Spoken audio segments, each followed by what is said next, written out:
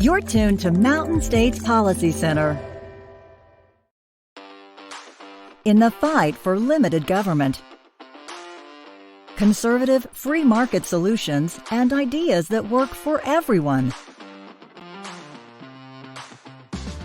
We take a back seat to no one.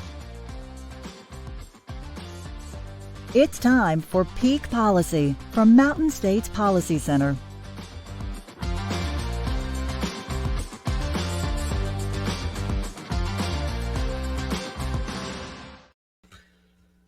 Hello again, everyone, and welcome to Peak Policy here at Mountain States Policy Center. I'm Chris Cargill, the president of Mountain States Policy Center, and we're delighted to have you with us. Thank you very much for being here. Hope you had a wonderful Christmas. We are looking forward to, of course, a great new year as well. For those of you who are not aware, Mountain States Policy Center is an independent free market think tank. So if you've heard of groups like the Heritage Foundation or the Brookings Institute or the American Enterprise Institute, of course, those are national think tanks. We are a think tank on a regional level, or actually we're based right here in the state of Idaho. And we are delighted on Peak Policy to always talk with some of our key business leaders and lawmakers throughout the state. And of course, today we're always delighted to see Representative Judy Boyle from the 9th District, which is the Midvale area of Idaho. Representative Boyle, happy belated Christmas to you, and thank you very much for being here. I hope you had a great holiday. We certainly did, and I hope yours was great as well. For those who are tuning in, you can, of course, go to mountainstatespolicy.org and get signed up on our email list, find out the latest, see other Peak Policy programs, and get more information and analysis there. Representative Boyle, it's great to see you. I want to just first give you an opportunity to talk a little bit about your impressions so far of MSPC and our launch, and if we will be valuable to you as a resource in Boise. I've been very impressed so far. I haven't seen anything that I disagree with. So I think we always can use more think tanks, that's for sure. And I believe you will be giving us just straight up facts. That's what we need. Well, it's interesting, Representative Boyle, because as you probably are aware, former Senator Mary Souza from the Coeur d'Alene area, when we were doing our kickoff events, she brought up something that was interesting and I think bears repeating, and that is that you all as legislators don't necessarily have a full-time staff. You don't have assistants. You don't have research fellows that can go out and get you all the information that you need. I mean, you're going to rely on what you hear from your constituents, what you hear from organizations like ours. And she really brought up that was part of the reason why she thought an organization like MSPC was going to be so important. Well, she's absolutely correct. We don't have any staff here. And it's sometimes, we'll get 500 emails a day when there's a really hot issue going on. And that takes a lot of time to sort through and try to decide who really are our constituents out of all those. We do our own research. We try to do research before we ever get here. But if there is a bill that comes and we're not on that committee, it can be very difficult to find some answers. We're talking with Representative Judy Boyle of the 9th District, the Midvale area, here on Peak Policy. Just a reminder, go to mountainstatespolicy.org to get signed up, to get on our email list. And you can get all of our research and recommendations there as well at mountainstatespolicy.org. All right, Representative Boyle, let's first look back, and then I want to look forward to the next legislative session. When I say I want to look back to the special session that happened in September. Your impressions of how that went, the increase in education funding, the income tax cuts, basically, how did you think things went in that special session? Well, as a lawmaker, I'm never happy that we just have one bill and that it comes from the governor. We're the ones that are supposed to write the law. We didn't have a choice with this. We weren't allowed to amend it, to bring any other bills. And I don't believe that's the way that our founding fathers set up our government and our Constitution. But nevertheless, I voted against this bill because it had two different subjects, and the Idaho Constitution does not allow that. It was education policy and tax policy put together. Yeah, it certainly was an interesting session, and I think from our perspective, we were hoping to see a little more public involvement in that session as well, which we did not, unfortunately, get. Hopefully, we'll get that changed for the next time a special session rolls around. All right, let's look ahead to the next session, the regular session, which can be just as special as a special session, I suppose, depending on how you're looking at it. You're going to have a lot of new members coming in this legislative session. You've been there for a while, you know the ropes, but what about these new members and maybe what you're looking forward to with them, or maybe what you're a little hesitant about as well? Well, I'm always happy and excited to see new members come in. They bring really fresh ideas. They're like a clean slate. They provide us with all kinds of different perspectives, and they're really fun to work with. The only caution I would have for them is that sometimes the lobbyists will take advantage of the fact that they haven't been here before. This is when we see reruns of bad ideas that have been killed here in this building for decades. And when a whole new group comes in, a large one like this, that's when bad ideas resurface. We're talking with Representative Judy Boyle of the 9th Legislative District in the state of Idaho. Representative Boyle, you know, in the special session in September, you all lowered the income tax rate and sent out some tax rebates. Do you think there's more room to do tax reductions in the upcoming legislative session, or did we see the extent of it in September? Well, obviously, we're taxing people way too much, or we wouldn't have surpluses like we do. So there's always room to reduce, especially with our surrounding states already reducing theirs. It puts our businesses at a terrible disadvantage. Yeah, it certainly does, and something that we've been keeping close track of as well. As you know, Representative Boyle, we recommended adopting some triggers specifically on the income tax, so that you don't necessarily have to come back into special session and address it every couple of years. You can just have it be set based on the number of dollars that you have coming in. What about the property tax and the grocery tax? I know you're getting a lot of feedback, and your fellow legislators are getting a lot of feedback on the property tax in particular. Do you have thoughts on how that's going to be addressed? Well, I haven't had a single constituent ask me for a rebate, but they all have asked about property tax, and I certainly understand that. I tried to bring a bill during the special session, which was not allowed even to have an introduction hearing, that would have paid everyone's property tax in the entire state. So commercial property, just by an individual, everything. It would have paid that first half in December instead of taking the money into a rebate and then to more education funding. We have plenty of money. Yeah, you certainly do. Talking with Representative Judy Boyle, the education funding piece, since you brought that up. So the legislature passed that $400 million more than what you had last time. Basically, it's up to the next legislative session, the next legislature, to figure out what you're going to do with that. What's going to happen with that? How can we make sure that the money is actually getting to students as opposed to going into the bureaucracy? Well, I think the bureaucracy has spent that $400 million numerous times already. Right. I am always about putting kids first. They should be our priority, and they are never the priority. It's always protect the system. We have terrible test scores for the most part. There's no reason why our kids can't read the very best anywhere. And that is not happening. We are dumping millions and millions into literacy, but we're not seeing any change really.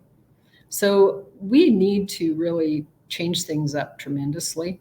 I would like to see some of that $400 million go so that we do not have to take any federal funding whatsoever.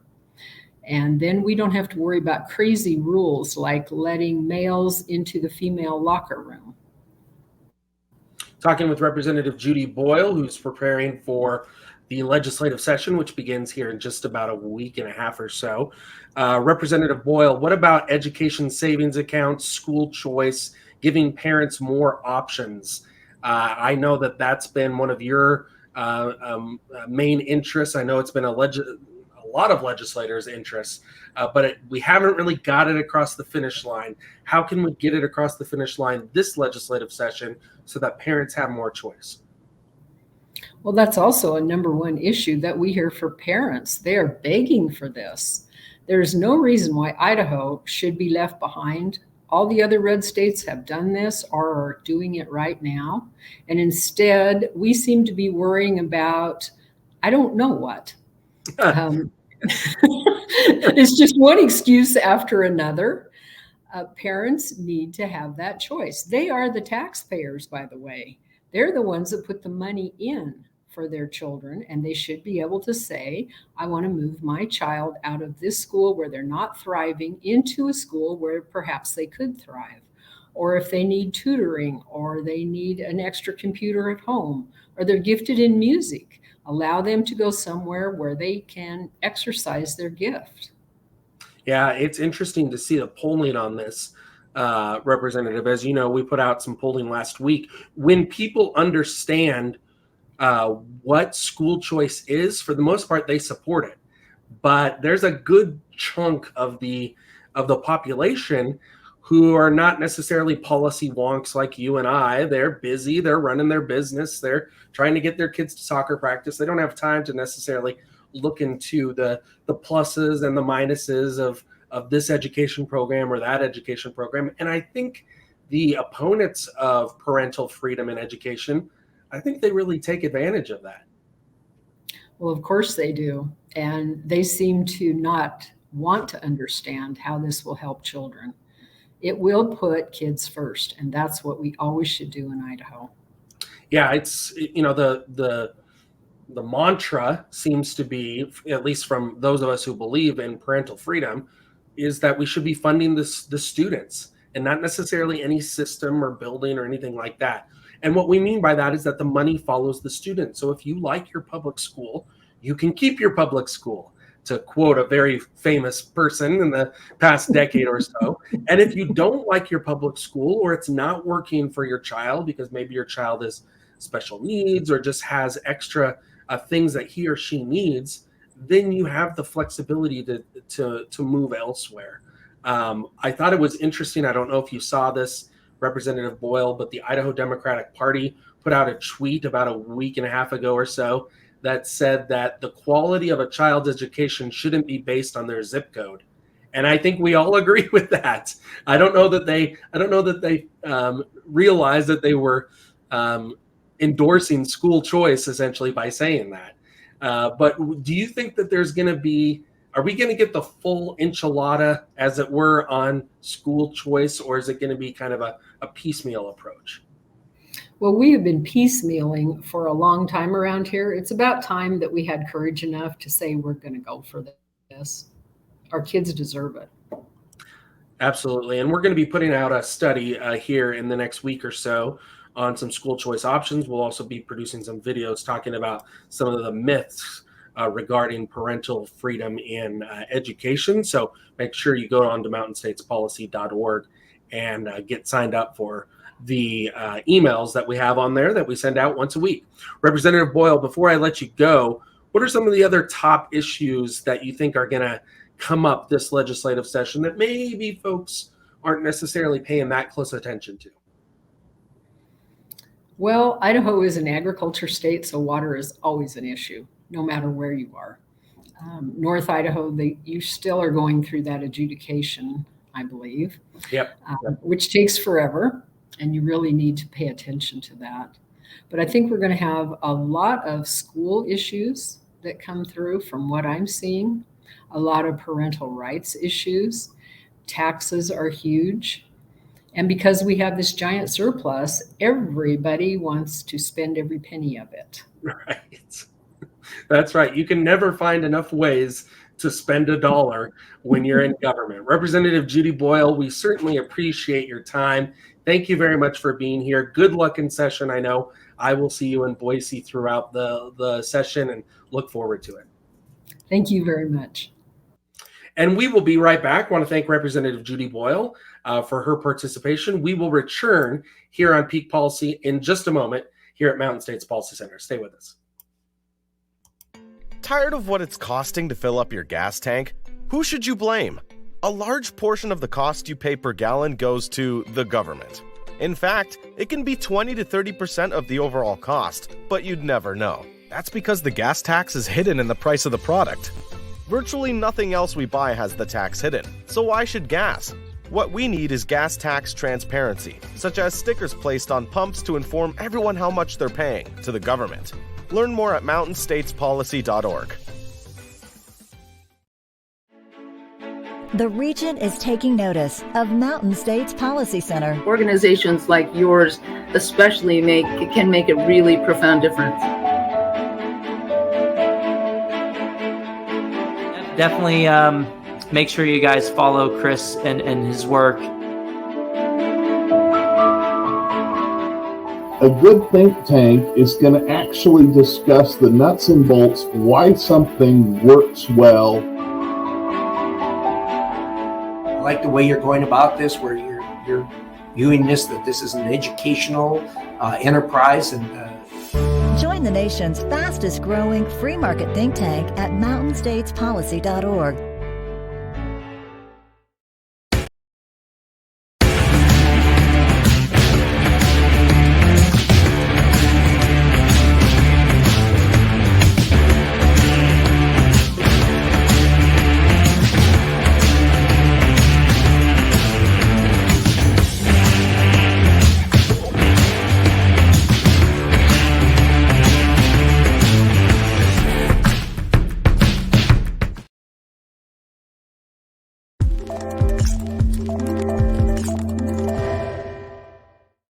And welcome back to Peak Policy here at Mountain States Policy Center. I want to again thank Representative Judy Boyle for joining us here on Peak Policy. If you want to see some of our other Peak Policy interviews, you can go to mountainstatespolicy.org and just click on Peak Policy.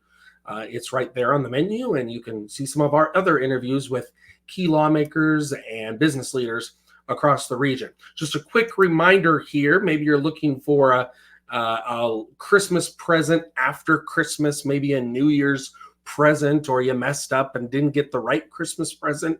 Here is an idea.